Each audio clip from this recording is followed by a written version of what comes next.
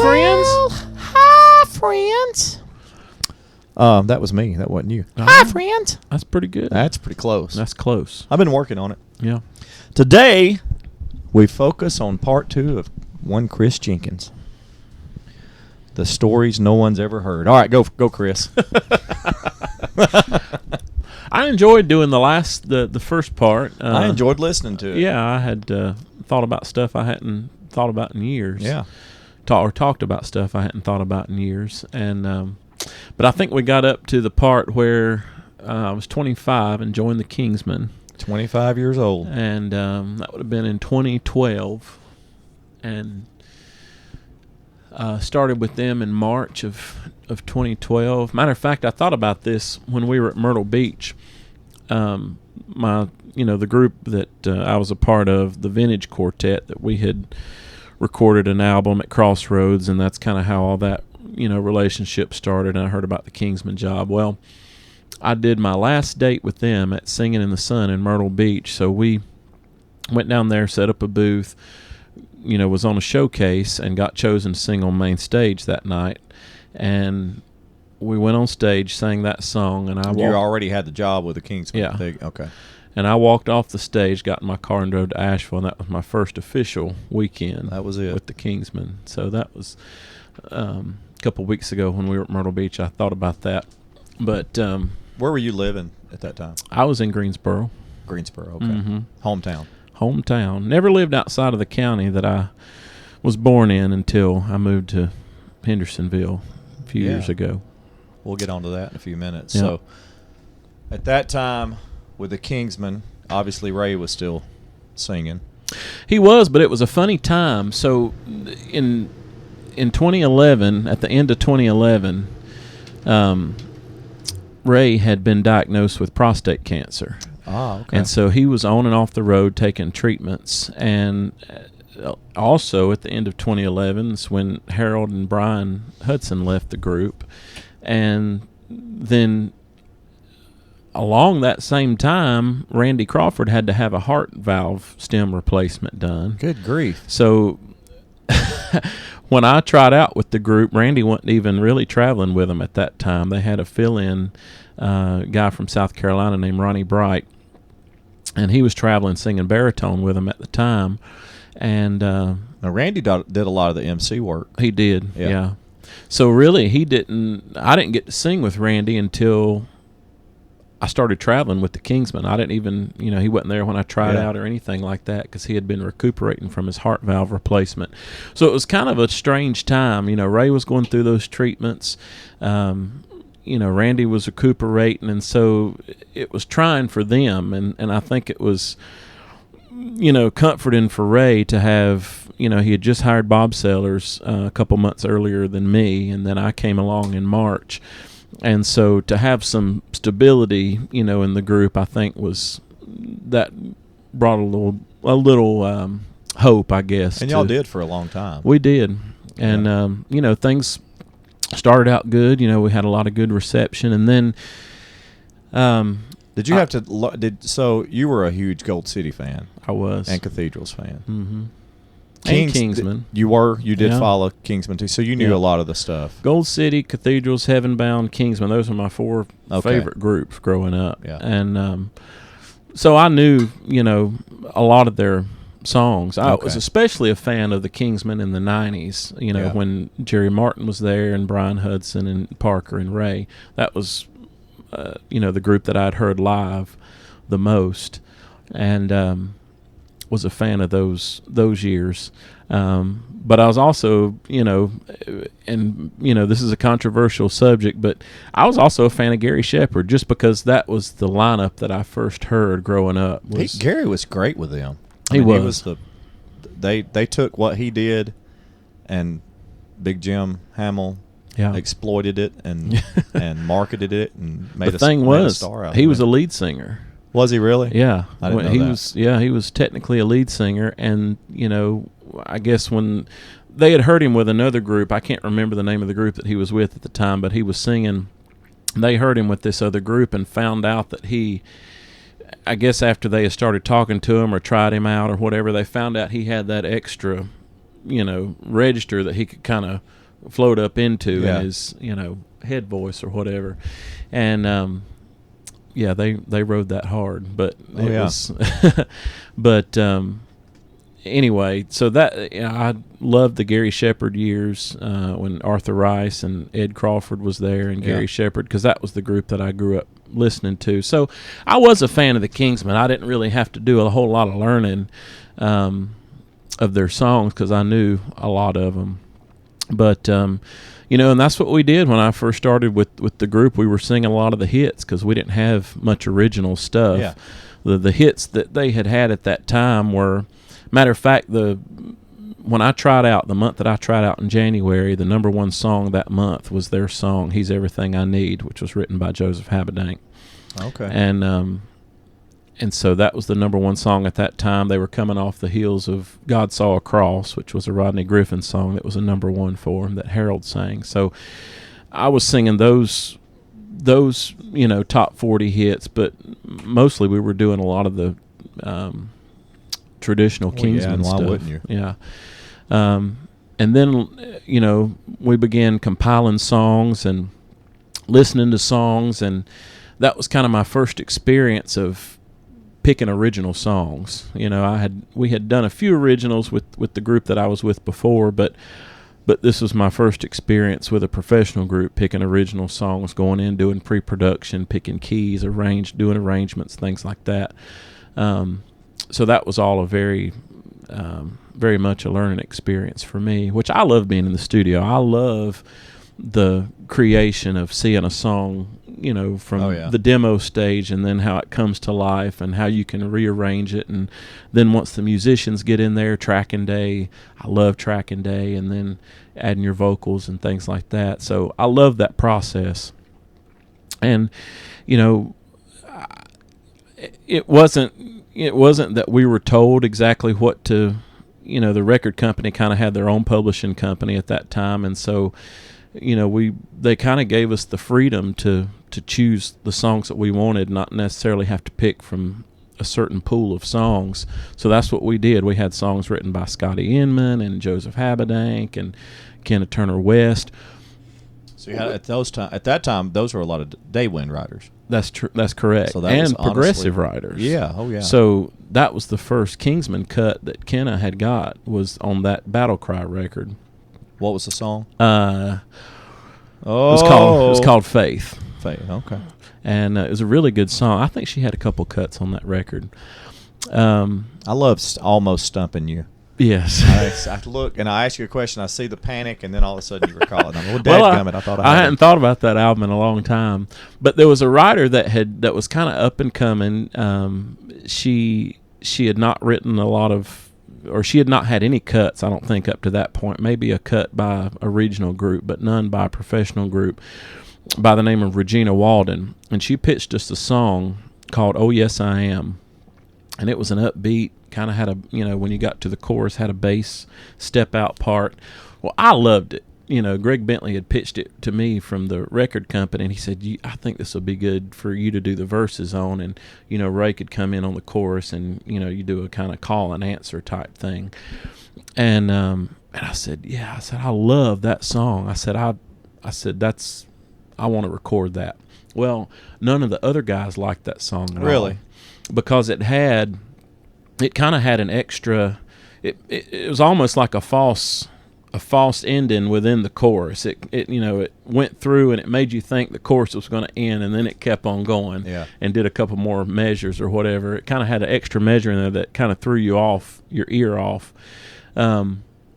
So anyway, we got to pre-production still not knowing if we were going to cut that song.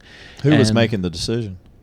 Well, I mean, it was a group effort. It was. But, Randy at that time, he was kind of the stage manager at that time, and so he was the one that really was against it. He did not like it. And I remember Chris White, the record executive at the time, walking in that room, and he threw his leg up on the chair and kind of crouched over, and he said, "Randy, you're crazy if you don't like this song." He said, "That's a number one hit." Wow. And it ended up being the first number one off that really? record.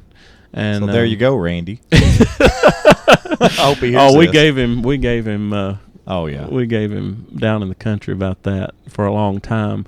So that was her first cut. That was her first professional cut, number one song. And she went on to write other songs. We recorded some other of hers several albums later.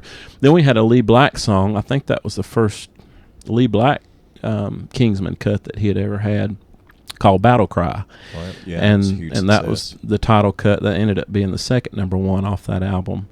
And that was the first Kingsman album, I believe, that it had two consecutive number ones off the same record. And that was, everybody still comes up and asks me about that record. I go back and listen to it now. There's a lot of things I would have done differently vocally on my part. Well, you always look back in retrospect. That's a growing up process. But it was a special record because it was almost like a melting pot of all the styles. I mean, it had your ballads, it had your, fast kind of country sounding songs. It had progressive on it. Who produced it? Jeff Collins? Jeff produced it, yeah. Did he do all the Kingsman stuff? He did all through the 90s. That's what I thought. There was a couple albums that Roger Talley produced, and Danny Crawford, who's in South Carolina, produced a couple of their records, but Jeff Collins, for the most part, did that. So, that kind of, solidified that lineup and kind of brought us, made us look legitimate, I guess, in gospel music fans' eyes, with having those radio hits, and they continued on, but Ray owned the group. He did. So he ended up with ownership of the group after Foxy passed away. Yes, and that was a process because they had to go to the Carolina Boys for a while, right? So they got all the business side of it worked out. Yeah, they retired the name after Foxy passed. So Ray, was that just a family? The family thought that was the best thing to do. Okay. Yeah, and so basically all the guys that were the Kingsmen after they retired the name in 2001 went on as the Carolina Boys. Right. And so Ray had the Carolina Boys. Well, in 2004, he was approached to buy the name back. Okay. So he had a chance to do that. Yeah. He did that, and that's when he took over ownership of the Kingsmen. So, but interesting. A lot of people don't remember that now. No. But if there's some footage on YouTube of the 2001 Kingsmen set at Quartet Convention. That was their last date one as the Kingsmen. And then they come back as the Kingsmen in 2004. Is that right? Yes. Okay. Yeah. So from 2000 into 2001 to 2004, there wasn't a Kingsman. There was. But he was an owner, but he was kind of off. He wanted a manager. Yeah. So he always kind of, like Randy was kind of his road manager, stage manager type guy. Yeah, right. Which is a little bit different than what some do. It is, but it was stayed true to what the Kingsmen had always done, because you had Foxy that owned the group, Hamill managed, and then Hamill kind of managed everything from the stage and everywhere else. And so it kind of kept that same thing going. So we had a good run, up until 2015, and then my son Ryan started kindergarten in 2015, and I felt like I needed to be at home a little bit more for him. And looking back now, I probably shouldn't have even come off the road with the Kingsmen, but at that time I felt like it was something I needed to do. They were gone a lot, weren't they? We were working 200 days a year, 200 plus. Yeah. Probably 220, I think, the first year I was with them. I mean, we were burning the roads up. It was Thursday, Friday, Saturday, Sunday, sometimes twice on Sunday, every single week. Yeah. But so I felt like I needed to do that. And long about the same time, some friends of mine, Will Lane and Philip Hughes and Terry Carter, had all came to the Anchorman at that particular time. And I thought, and they were looking for a tenor. And I thought, I could stay home. I can be at home at least Monday through Friday. We wouldn't leave sometimes till Friday morning to get to a date, on Friday night, and then come home on Sunday night after the date. I would only miss 2 or 3 days at the most. And so that's why I made the decision to. They stayed more they were a little more regional. They were. They worked. We worked North Carolina, Virginia, South Carolina. Yeah. So it made it possible to maybe leave and Georgia. Get home. Yeah. That's it. And they would work, some things here and there, but it was not an every week thing. So I could be at home 4 or 5 days a week most of the time.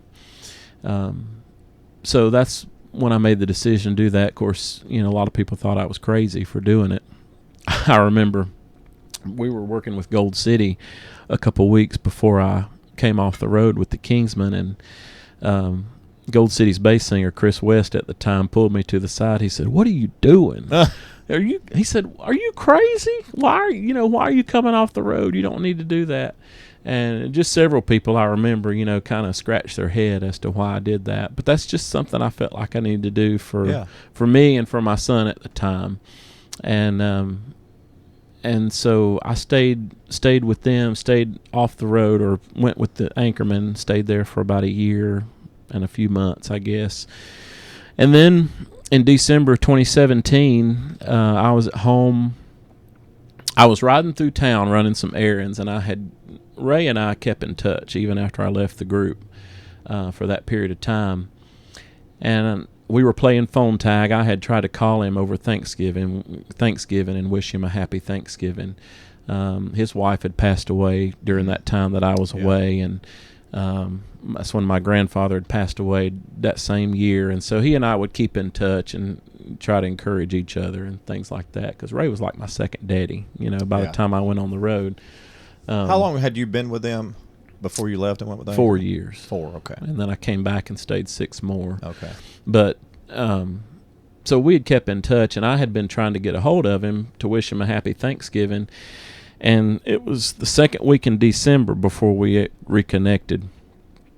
And I'll never forget it. Monday morning, I was running errands, and I just happened to call him. I said, "I'm going to call Ray, see if he'll answer." And he did. And he had no idea that I'd kind of come off the road with the Anchorman. At that time, I was thinking about taking a job with the Southern Baptist Convention. And Lifeway, at that time, still had brick-and-mortar stores. Yeah. And they wanted me to take a position to be like a liaison between our district, our North Carolina district, and Lifeway for their resources. They did Sunday school material and VBS and all that. And so it was kind of a position in conjunction with both organizations, and we couldn't really come to an agreement on money or what I needed to have to be able to take the job. And I had done several interviews with him and had several conversations, and I didn't feel 100% right about it. And so I was supposed to let the guy know by the Friday of that week. Well, Monday is when I got in touch with Ray, and we just started talking. He didn't know what was going on in my life. I didn't know what was going on in the Kingsman. Yeah. And he mentioned nothing about needing a tenor singer in that first conversation. We just kind of talked about life, and he said he'd be praying for me in whatever decision I made. And later that afternoon, I got a call from Brandon, his son, and he said, "Dad," he said, "you talked to Dad this morning?" I said, "Yeah." He said, "Well, he walked in the hotel. They were on the road. They were on a 2-week trip in Florida." He said, "He walked in the hotel room white as a ghost." I said, "Why?" He said, "Well, because he found out you wasn't singing with a group." And he said, "We need a tenor singer." He said, and he had no idea. And so he said, "Can you at least?" I said, "Well, I don't know if I'm going to take this job." I said, I came off the road to not have to travel so much. To not do 2-week trips that you're on. I said, I don't know. I said, I'm going to have to pray about it real hard and talk about it with my family and stuff. And he said, "Well, can you at least fill in for us the rest of this trip?" I said, "Sure." I said, "I'll do that." So I drove down to Savannah, met him, and finished out that leg of the Florida trip before their Christmas break and filled in with them. And by the end of the trip, I think it was just apparent. I never did have a good feeling about the other job. Yeah. Called the other guy back while I was on the road with the Kingsman, and he was like, I can't do what you're asking me to do. What you need, we can't make that happen. So that was my answer. And so by the end of that trip with the Kingsman, I had already accepted the job back. So I came back first of the year officially as the tenor for my second tenure. And started another run. 6 years. Yeah. And that's when we had songs like Victory Shout come along. That was a number one. And how many number ones did you have while you were there? 3 number ones. Wow. Yeah. So the 2 from Battlecry album and then Victory Shout. And, of course, like Gold City, we had a lot of number 2, a lot of almosts, you know. But that was another song. Victory Shout was one that I was the only one that liked it, really. And at that time, Bob and Randy we knew they started listening to you more when you mentioned songs. Well, I'm just saying. I'm just saying 2 out of the 3 were number ones. Somebody needs to listen. That's right. But Bob and Randy had chosen to leave, and actually Randy had a stroke. That's why he was coming off the road. Holy bum. He had some issues. He was just sickly. Bless his heart. And then Bob came off the road, wanted to start a solo gig. He wanted to be at home more. Yeah. So they kind of it wasn't planned to happen at the same time, but Bob had already announced that he was coming off the road, and then Randy had his stroke, and so it kind of forced him off the road. And so in that transition period, it was just kind of me and Brandon that were, kind of managing things and listening to songs. And he had got a text from Kenna West. Ray just wanted to sing bass. He just wanted to sing bass. He said, "You boys handle it." So me and Brandon were sitting up in the front of the bus. He was driving one night, and I'll never forget, he got this text from Kenna Turner West, and it was 2 songs. One of them was Victory Shout, and the other one was Dear John, that was written by her and Joseph Habedank. We ended up cutting them both. But he said, "I like this one song." Well, he played me both of them. He said, "What do you think about that?" I said, "Well, man, I think that first one's a hit." He said, "Really?"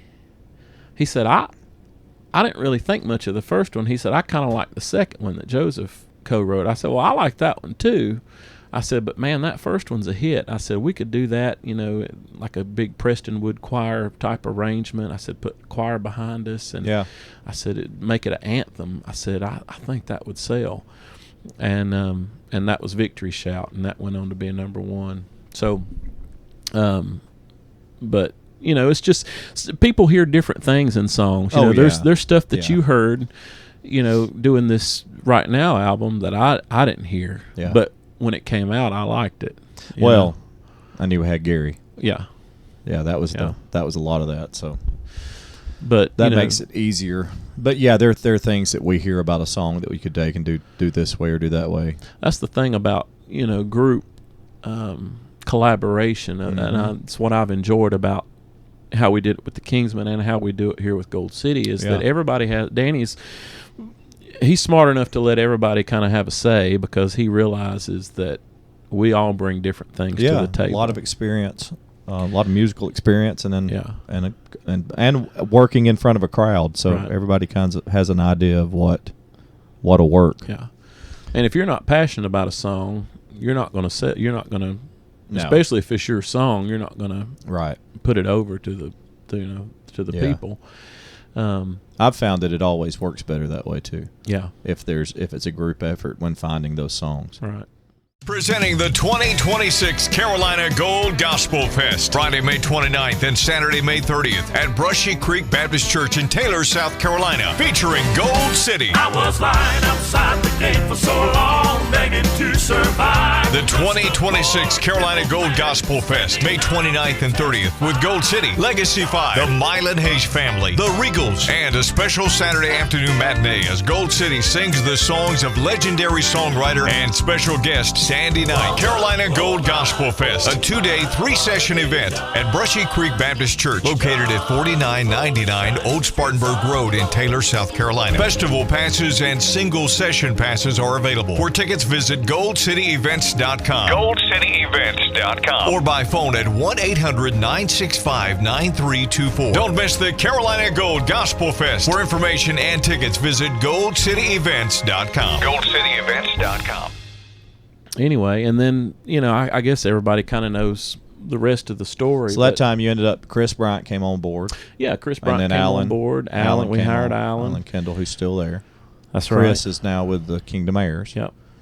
And y'all had a different. It was a different sound. It was a Kingsman sound, but it was different. It was more modern sound. It was. Yeah, it really was. Than what the Kingsman had been used to in the past. And we did do a little bit more, progressive stuff with that lineup than we did the previous one. But Chris Bryant also had a great ear for songs, and he wrote several songs. Yeah. Matter of fact, we singled a couple of his that were top 10 singles for the Kingsman in the last album that I did with him. And he and I kind of played off of each other and, in choosing songs. And, he would bounce ideas off of me to what he was writing a song. He said, do you think this will fit us or fit them? He had a number one with Brian Free and Assurance that he co-wrote that Brian singled and went number one. So in the latter part of the Kingsman days is when you met Jaquita. I did. 2021 is when I met. Well, I had known Jaquita. I had met Jaquita in 2014 in Oak Grove, Louisiana, at what used to be Frank Arnold's concert, but Bill Bailey had taken it over at that point. And the Kingsman and 11th Hour were on the same night. That's when 11th Hour was Amber and Grant and Jaquita. And they were strong back then. I mean, they were having had a really radio good sound, success, yeah. And so they were having a lot of success, and that's they were kind of getting to be known across the country, rather than just in Louisiana where they were based. And I was writing for another magazine. It wasn't Singing News. I don't know whether it was Absolutely Gospel or the Singing News or Southern Gospel Scoops. I can't remember. But anyway, I was kind of doing like a youth and gospel type article. And I had interviewed Jaquita, and, we just kind of hit it off as friends. We'd only see each other, talk to each other when we were at, different venues singing, on the same program, which wasn't very often at, quartet convention, things like that. And so we've always been acquaintances since 2014. And then in 2021, we kind of started her and Chris Bryant started a conversation about songwriting, I believe. And somehow we got to talking, and because of their connection, and I think he was trying to play matchmaker myself. But really? I don't know.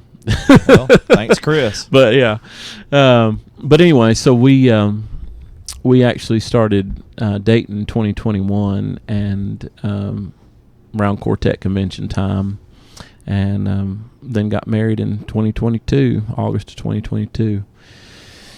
And that moved you from the hometown that you had always lived in, that yes. area. And I said I would never live outside of North Carolina. I said that my whole life, because anybody that knows me knows there ain't nothing like North Carolina. I love it. Tell you what. Barbecue. I mean, we gave the world so many great things. It's a different kind of barbecue. It is. It's good, though. It is good. Especially if it's Sam Jones. That's right. Or Skylight. Oh, yeah. It took me a second. Yeah. Which is about one and the same. Oh, yeah. Well, not to hear Sam's daddy tell it. No. Shout out to Sam. You'll have to go back and listen to that episode that we did with Sam if you don't know what we're talking about. But so, I was all about North Carolina. I said I'd never leave. And it is a good state. It is. There's a lot of good about Well, North where Carolina. I lived, in 3 hours, you could be to the beach or you can be to the mountains. Yeah, it's not the real beach, but yeah. You could be to the Atlantic coast. Right. Exactly, yeah. I know it's not the Emerald Coast like you're used to going to. No, it's different. But anyway, so I did. I moved, relocated. Of course, she was working for Daywin at that time. She'd come off the road with 11th Hour and started working with Daywin. So that landed her in Hendersonville. Yes. Yeah. Now she was already living there because 11th Hour had relocated after they got to be a national group. They relocated to Nashville. Gotcha, I didn't know that. To be more central, because they were living in, they were stationed in Monroe, Louisiana, and for them to have to go to North Carolina or Virginia, crazy. That's you can't hardly get there from Monroe, Louisiana. So they moved to a more central location. So she had been living there for about 8 years. And so I went and visited, for the first time, and after we started dating, and I fell in love with Hendersonville. And yeah, it's nice. It's a nice area. It reminds me a lot of where I'm from, and there's not really anything that I miss, as far as what's not there as opposed to what's in North Carolina, other than my family, and I go back and visit often. So, but that put me a lot farther away from where the Kingsmen were based. Yeah. And what was that commute to Asheville? It was 5 hours, but with a time change. Yeah. See, because you went from Central, you lost an hour. Yeah, going and to you Eastern think time. that makes it 6 hours, and it's still 5 hours. But anyway, that's another debate. We'll have that discussion when we're discussing time zones. When we have a time zone podcast, we'll go over that. So, long about that same time, I knew that Danny was wanting to make some changes, and of course I was like you. I'd already put my dream of singing with Gold City out of my mind. I didn't think that was ever going to happen. It just wasn't anything that I was on my radar at that time. Not because I didn't think they were any good. I just thought they were located in Alabama. I was in North Carolina. I didn't want to move or commute that far. So I just kind of put that out, and but I don't know. And I thought about it several times before. There's been other opportunities when their tenor singer had left that I had thought about, but for some reason at that time, I felt like all the stars had aligned for me to do that. And I thought, well, if I'm going to do it, this is going to be my chance. And I said, I'm closer now to Gold City's office than I am to the Kingsman. Ray was thinking about coming off the road. His health was not good, and so that plays a big factor too. It does. Yeah. And not that I didn't think that if things would be good without him there. No, yeah. But just changed everything. It just changed everything, And I felt like it was just a season of change for everybody. Mm-hmm. And you can kind of feel when the Lord's kind of uprooting you to go somewhere else. You feel you get uncomfortable. It's just people that know what I'm talking about know that feeling before you're getting ready to make a change in life. And so I just felt like that was the situation. And so I called Danny one day. I can't remember where we were singing, and we talked for probably an hour and a half one day.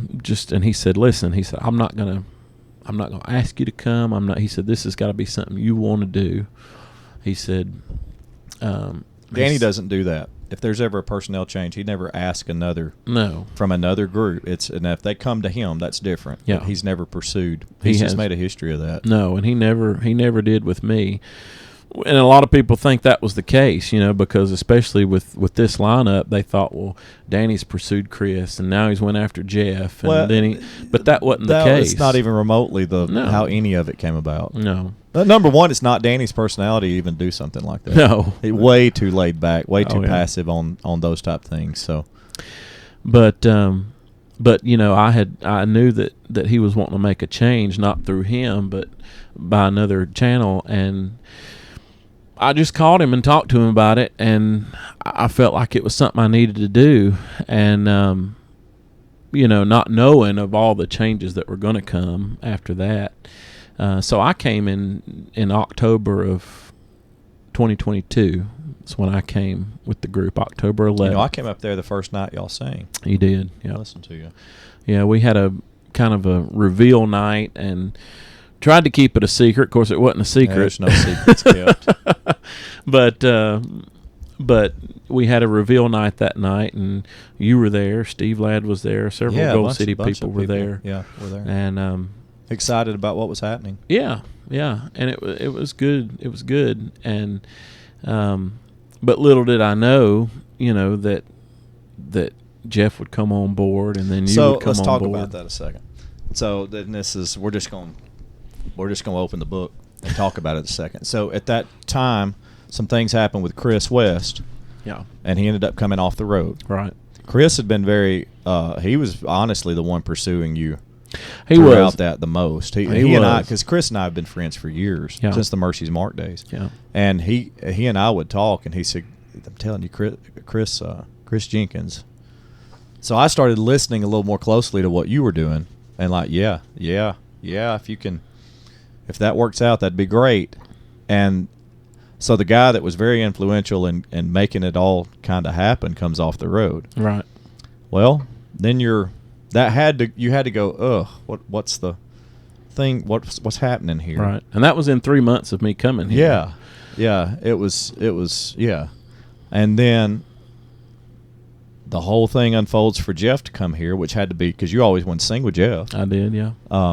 So that had to be, okay, well, this is going to be good. So you come out of the what's going on here to, okay, it's going to be good. Oh, yeah, we were excited. Yeah. And then a few months later, situation where Bruce has to come off the road. Yeah. So what are you thinking? Where's your mind at that point? Do you feel like God's putting it all together and you're good, or was that doubt creeping in? You know, I've told this before, probably not publicly, but I've told it to several people. I did have questions in my mind, but I never lost that peace about coming here. I never felt like I never got uncomfortable about, like I always had a peace that this is where the Lord put me. This is where He led me to go, and this is where I need to be. The desire of your heart from childhood. Yeah. So I thought, well, this wouldn't have happened just for all this to blow up. You know what I'm saying? So even though I had questions, and Danny and I even had conversations, we sat down. I remember us sitting down in a McDonald's one day, and I can't even remember where it was. And I don't eat at McDonald's. He don't eat at McDonald's. We just gathered there one day. Yeah. And that was kind of out of character for both of us. He said, "Hey, come over here. Let's just talk a minute."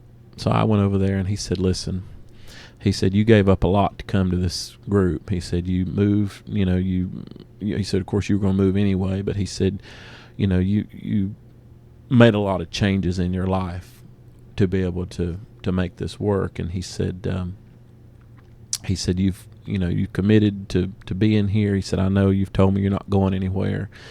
He said, "But," he said, "listen, if you want to bow out," he said, I wouldn't blame you at all. I'm not going to hold anything against you." He said, "You can go with my blessing."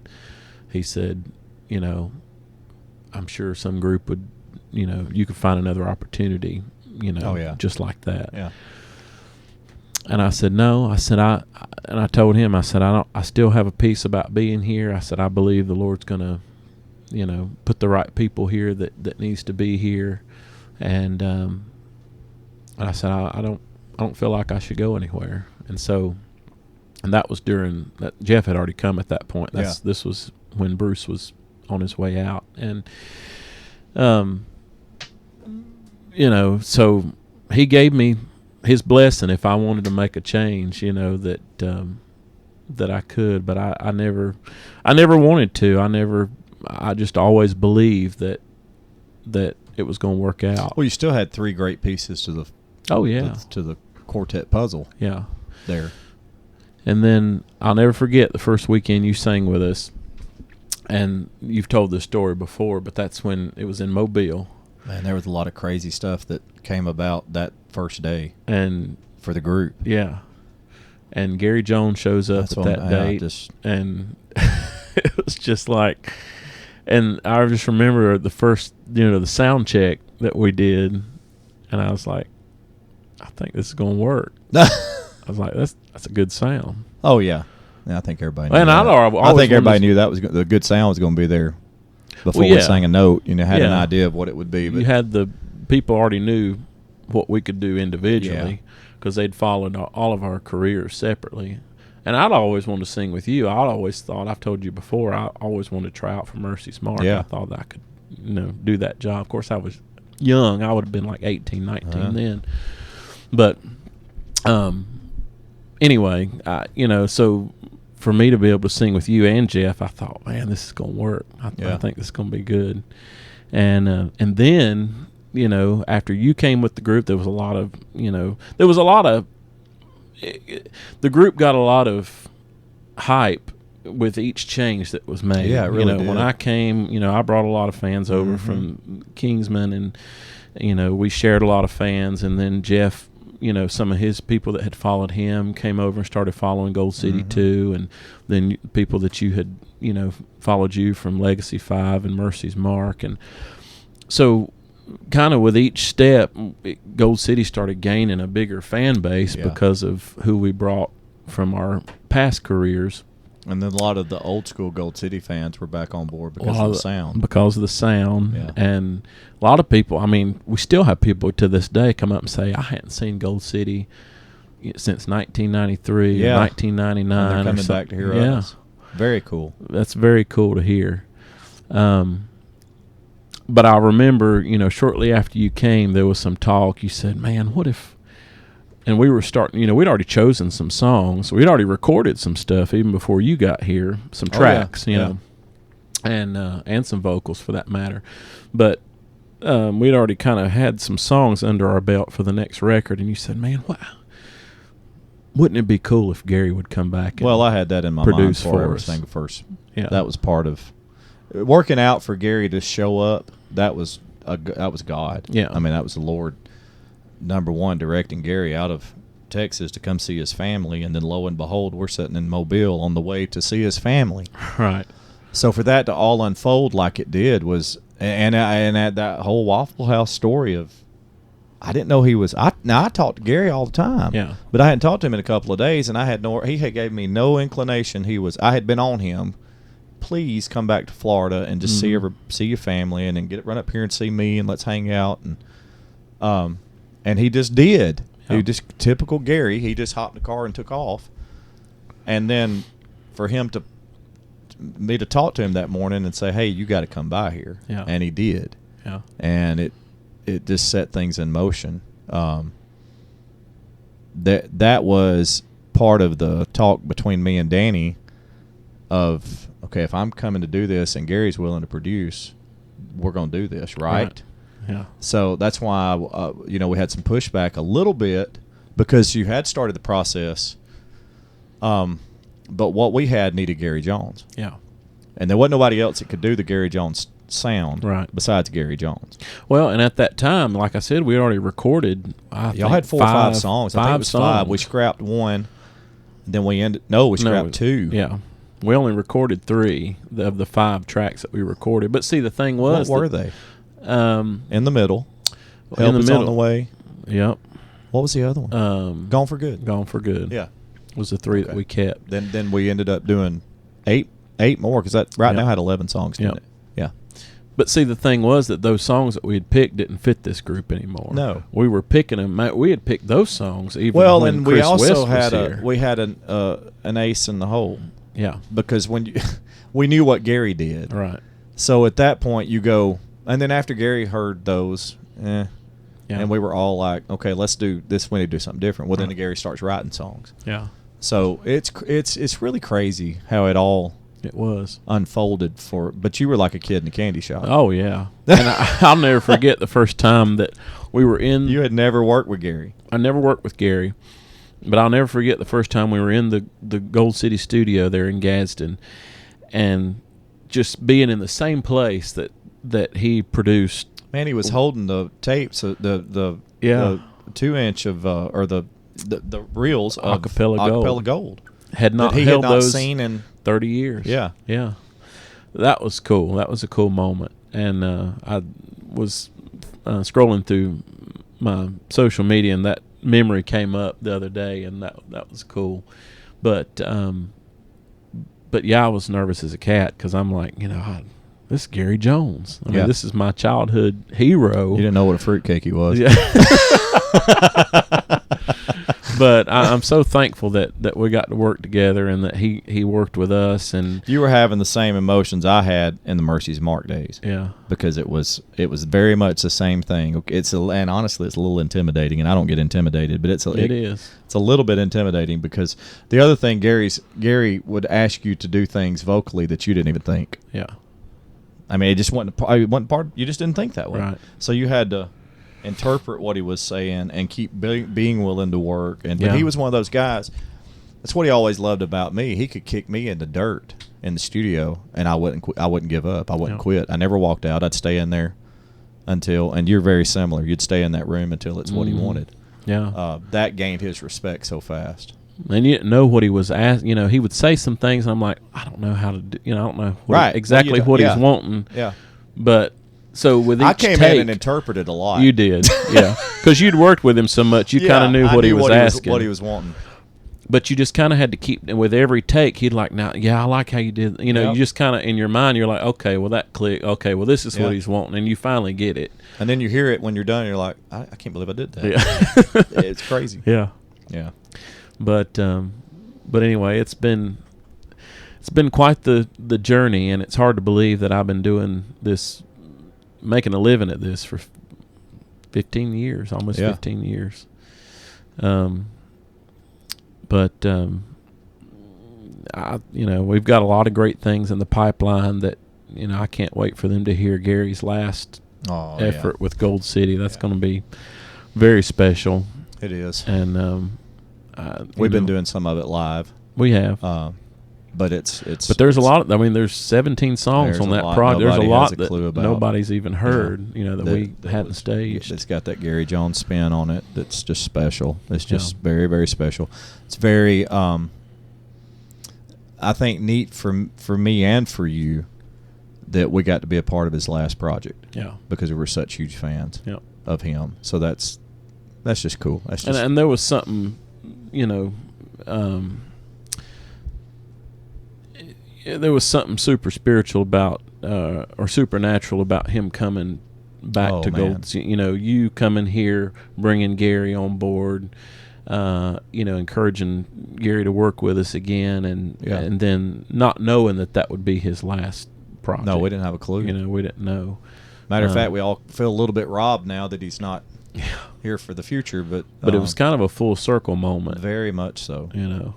Especially to work on those same songs, especially this last project that is not out yet, to work on those same songs that he made great the first time. What was also neat was to get his take on the songs he didn't do. Yes. God's Building a Church, In Time, those that he didn't produce. Right. But we got to hear what it was like for him to produce them. Yeah. Which is just neat. It's just all very, very neat. And like you said, very special that we got to be a part of that. And the success of the group so far has been overwhelming.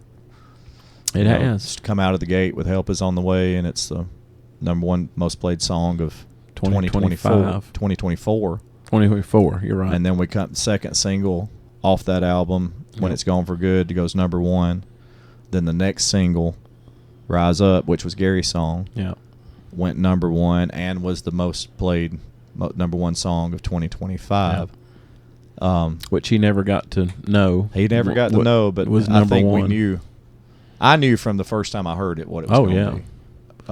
First time I played it for Jaquita, she said, "Now that's your single, right?" I have no doubt. She said, "That's got to be a single." It has to be, yeah. And so for it to have the success that it did, it's very, very, very, very special, and it's going to be neat to see what comes over the next few years. Yep. I'm excited. Well, I'm glad to be working with you. You too. I don't like saying that kind of stuff. Well, that's kind of, we don't never say that stuff to each other, just it's kind of understood. Yeah. It's just understood. Well, I hope everyone's enjoyed getting to know you a little bit better. Yeah. And I think they have. Well, we've gotten we'll see if they still like you. We've gotten some feedback. I won't say it's all been good. No, I'm just kidding. No, I think people like to, because there's a lot, you think people know about you, but a lot of people don't. No. Because either they don't read the articles sometimes. Well, or that's what we're trying to do with this podcast too, is to let people know more about the singers and the people that are in the background and do things that don't get. It's neat to actually hear the stories. Yeah. And like with Ernie, what we did with Ernie, there was things I learned about Ernie, and I knew a lot about Ernie. But, and it's been that way with Jeff Easter and just all the different Ivan even. Yes. People that we've had on that you and I've learned a ton about, and hopefully the audience has enjoyed that too. I agree. We'll see you again or talk to you again soon, I hope. Bye, friends. Bye.